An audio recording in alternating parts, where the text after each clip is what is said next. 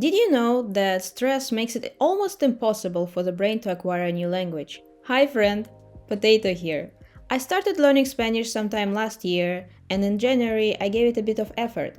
And now, since I'm fully on board, I wanted to share with you my Spanish study routine. I want to talk to you about my mindset, ups and downs, share some resources, and yeah, maybe we're going to bring in the potato language framework into it.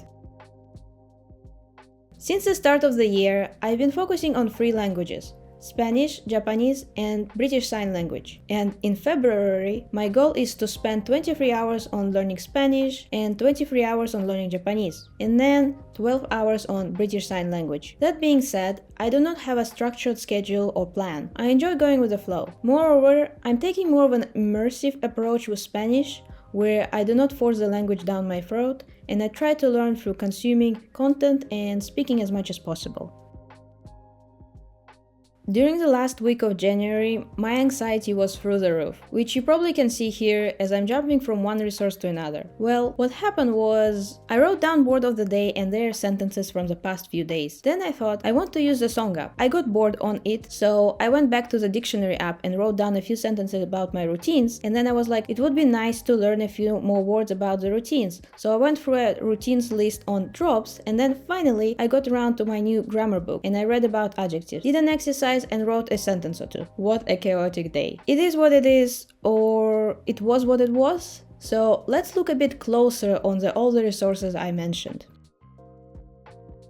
Spanish Dict. I mentioned it before in the previous video. Essentially, it's a very neat dictionary for desktop and mobile, but there is so much more to it. You create an account and every day you get a word of the day. And they're actually useful words like pillow or slippers or some verb. The weirdest one I saw so far was otter. They also give you a sentence so you can see how it's used. Additionally, you can add new words into vocabulary lists or stacks. I like to separate mine by month right now. You can also check the verb conjugations, pronunciations, both in Spanish and Latin American Spanish. There are grammar lessons as well as learning path like Duolingo, but I haven't used it so far. No, they're not sponsoring me, but they actually should. I really like their app and I need money to travel to Spain this year. Next one is Lyrica. It's the world's most comprehensive language app that allows you to discover new language, music, and culture. Well, that's what they have on their website. It's an interesting app. They use songs to pick out specific phrases for you to learn and explain everything through culture and grammar. It's very immersive, but a bit, to be honest, not enough is happening for my inattentive brain, and if I don't like a song, I don't want to have to listen to it over and over again. The first one, Hasta el Amanecer by Nicky Jam, yes, catchy, and it is still in my head, but the video annoyed me so much. Like, what kind of producer was like, so here's an idea for the video. You are in a laundromat and you're a bit drunk and you're gonna harass a woman non-stop, even though she keeps rejecting you. In 2017? Come on! But yeah, definitely check this app out if you like music. You probably have already heard about Drops, but if you haven't, it's a great app to build up vocabulary in a specific area. There are so many topics to choose from, and the app keeps getting better and better every year. Personally, whatever is going in my life or whatever I want to talk about with my teacher, I choose a stack like mental health, learning, desserts, and I go through it. Spanish Grammar by Conrad J. Smith. Since I do not have an online course or a book or a clear path, I really like this book. I just find a grammar topic that interests me now or I want to learn more about, for instance how verbs conjugate in present or past tense, and I go directly there. The explanations are clear, exercises are decent. My only complaint is the quality of paper. It's so thin, it's see-through. I can't use any highlighters or gel pens. Come on. I started by going through new vocabs on the dictionary app and then moved on to Drops to do 2 lists about learning or studying. After writing out all the new vocabulary, I like to try to create some sentences. I make a sentence, then I ask ChatGPT to check my grammar, and I make any corrections in a different color. By the way, I do not add any of the Drops words into my dictionary app, I just write them down. I use dictionary app for interesting words I encounter in the reading, songs, or during my lessons. In general, I'm learning vocabulary very passively for Spanish. I don't force the vocab onto myself, I just write it down or add it to stack and leave it at that most of the time. If I don't remember remember it, I can always look it up, you know. I like how Language Jones, a very interesting language channel, if you don't know, check it out, always says that the way to remember something is to first forget it. And I totally agree. Because on Tuesday I went through routines vocabulary, I wanted to make sure I can hear and spot some of those words in speech. Thus, I looked for videos, podcasts that specifically focus on the routines. I watched 2 videos from Easy Spanish that talked about routines. One was like a vlog of some sort, and other one was on street interviews. I like Easy Spanish, although I wish subtitles were optional. My eyes just naturally gravitate to reading in English, and that's not good. Regardless, it was a great practice to recall the vocabulary from 2 days ago. In the evening, Jeff Bezos finally brought me 2 short story books, and I decided to start with one right away. So the book is for A2 to B1 levels, apparently, but I'm not going to wait 2 to 6 months until I am at that level. So I'm jumping right into it. I read and I highlight words or grammar I don't understand and work with it. I like to stop reading after I have highlighted 10 words or so I don't overwhelm myself. In general, I find this book doable, maybe because I speak Italian already. There are 8 stories in total, but each story is broken down into a few chapters. Each chapter has a little vocabulary list and comprehension questions. I think it's the first time for me learning like that through reading, and I really enjoy it. The other book is going to be on the shelf for now. I find it visually intimidating. Inside there is a lot of text and no pictures, but actually it goes 1 paragraph in Spanish and 1 in English. I'm not sure if I dig it at all. After each chapter there is a long vocabulary list, verb list with conjugations and questions. I decided to start the weekend with drops. First, I went through simple body parts, and then I found a list that was called mindfulness. Very cool. And again, I tried to make some sentences to relate the vocabulary to me and my life, so I can remember the words important for me better. Then I wanted to figure out where to find the audio for the short story book, but I kind of gave up for now anyways. And I finished the story from first day and practiced new words by creating more sentences and checking them with ChatGPT.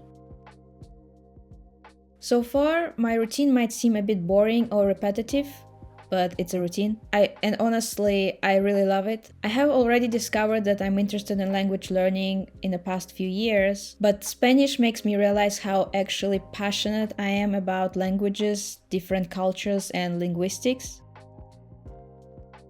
To be completely honest, after doing 3 hours of Japanese today, I was really not up for doing Spanish. But since I have a lesson tomorrow, I decided to go through the homework my teacher gave me. I'm unsure what textbook she uses, but homework was about verbs tener and llevar.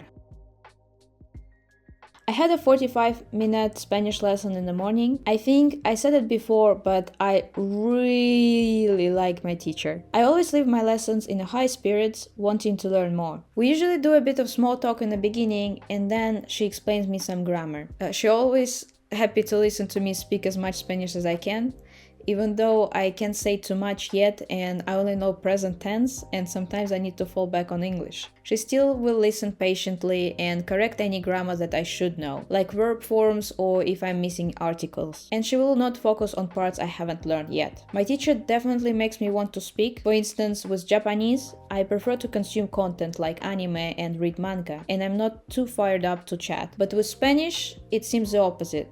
I want to talk to her, I want to talk to my Spanish friends or people online. She definitely makes me excited about learning Spanish. I found her on italki, and that's all I'm gonna say. Yes, I'm selfish, and I do not want to share my special teacher with you. Her schedule is already packed, and I was totally heartbroken last week when I couldn't book a lesson. Deal with it. Anyways, after the lesson, I looked up and added some new words and went straight to drops to look through some emotions. After I used the grammar book to look through present tense conjugations of are verbs, and I connected the grammar and vocabulary to make some sentences. And I did a bit of more exercises at the end. The reason I like making sentences so much is because I think it's better to learn from mistakes. And when I do output, whether I'm speaking or writing, I can immediately see what's missing. I can instantly know what grammar I should learn next to fill in the blanks, or what vocabulary I should look up so I can use it next time. This way, I'm learning the things I need now. rather than follow some path created by some person and put into some 40-pound textbook. First day was kind of chill. I looked for vocabulary from February and January and went straight into starting my homework. You see how excited I am? You can always tell how passionate someone is about a language lesson by whether they are doing the homework after their lesson or right before the next one. I also did a bit of verb grammar and created a few sentences. I was really feeling under the weather on Friday, so all I managed was to do 15 or 20 minutes. I finished up my homework and looked through some vocabulary words. I really wasn't feeling Spanish today, but I told myself that I just need to start and I will get sucked in eventually. And that's exactly what happened. I started with month of the year on drops, and when I was creating sentences, I realized that I want to learn about possessive pronouns today, and I ended up spending about 40 minutes studying today. Ultimately, my routine can be boiled down to me encountering new vocabulary and grammar through input and later trying to remember and use it through output, which I find both effective and engaging. I think I have a good feel for the language already, and I'm not afraid of it at all. I want to use it as much as I can. Pronunciation, when I'm reading, is a hit and miss sometimes, as my brain wants to use Italian pronunciation now and then, but I have no doubt it will go away very soon. Speaking of which, I watched a video by Steve Kaufman today, Start a Language from Scratch the Natural Way, and it really resonated with my experience with Spanish. He talked about consuming as much content as possible to create a sort of reference library in your head, and I feel like this is exactly what happened to me with Spanish, without any effort. I don't know how, whether through music or TV or memes, but somehow I already have a bank of Spanish words in my head, and now I'm finding out what they mean. It's quite cool actually. I think I'm going to watch Shrek in Spanish tomorrow.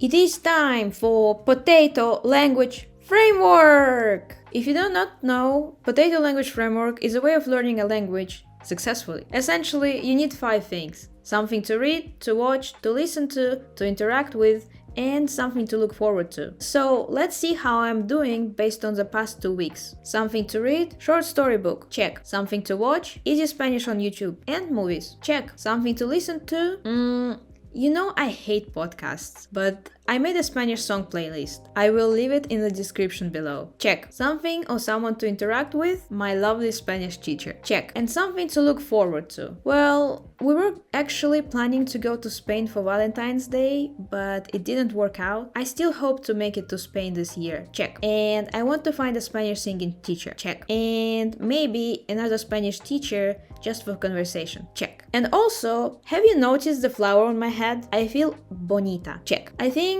that's pretty much it. Thank you for watching until the end. I really enjoyed sharing with you my study routine. Please like, subscribe, and let me know your February language goals. Bye!